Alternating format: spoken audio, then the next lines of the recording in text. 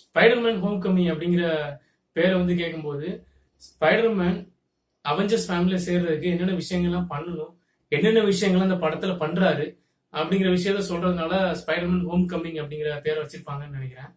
Spiderman அப்படிங்கிற விஷயம் வந்து சொல்லும் போதே நமக்கு மைண்ட்ல வர்றது டோபி மக்கர் நடிச்ச அந்த ஃபர்ஸ்ட் 3 பார்ட்ஸ் தான். முக்கியமா ஸ்பைடர்மேன் 2 வந்து சொல்லலாம். படத்துல வர வில்லன் கேரக்டர் டாக் ஆக்டோவியஸ் அதை வந்து ரொம்ப பவர்ஃபுல்லா வந்து கிரியேட் பண்ணிருப்பாங்க. பீட்டர் பார்க்கர் அப்படிங்கிற கேரக்டரையும் வந்து ரொம்ப இன்னசென்ட்டா வந்து டிசைன் பண்ணிருப்பாங்க.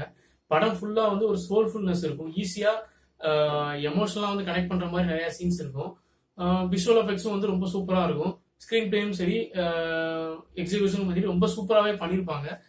அந்த வருடத்திற்கான சிறந்த விஷுவல் எஃபெக்ட்ஸ்க்கான ஒரு அப்ரிசியேஷனும் வந்து அந்த படத்துக்கு வந்து கிடைச்சிச்சு.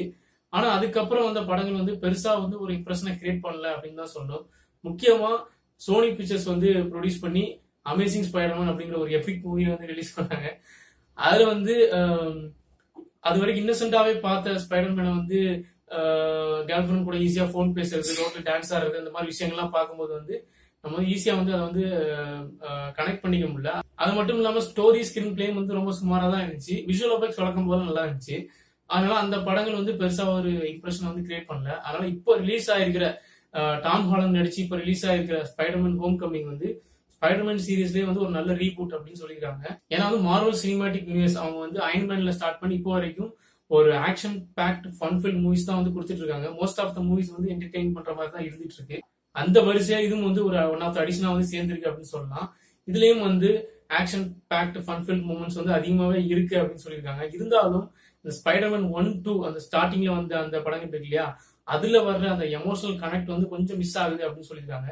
மற்றபடி நீங்க ரீசெண்டா பார்த்துட்டு வர்ற அந்த age of Ultron, civil war, captain America, அந்த மாதிரி படங்கள்லாம் வந்து உங்களுக்கு வந்து நீங்க என்ஜாய் பண்ணி பாக்குற ஒரு ஆள் அப்படின்னா இந்த படம் வந்து கண்டிப்பா என்ஜாய் பண்ற மாதிரியான ஒரு படம் தான்.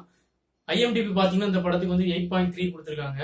கண்டிப்பா பார்க்க வேண்டிய படம்னு சொல்லிட்டு எல்லா ரிவ்யூவர்ஸும் வந்து ரிவ்யூ கொடுத்திருக்காங்க.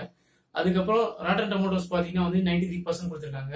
ஓவராலா பார்க்கும்போது இந்த படம் மார்வல் காமிக்ஸ்ல வந்து வரிசையா ரிலீஸ் பண்ணிட்டு இருக்காங்க இல்லையா, டாக்டர் ஸ்ட்ரேஞ்ச், சிவில் வார், அந்த வரிசையில இதுவும் வந்து அதே இம்பாக்ட கிரியேட் பண்ற மாதிரியான ஒரு படம் அப்படின்னு சொல்லியிருக்காங்க. அதனால கண்டிப்பா போய் இந்த படத்தை பார்க்கலாம். அதுல வந்து எந்த சந்தேகமும் இல்லை. நன்றி, வணக்கம்.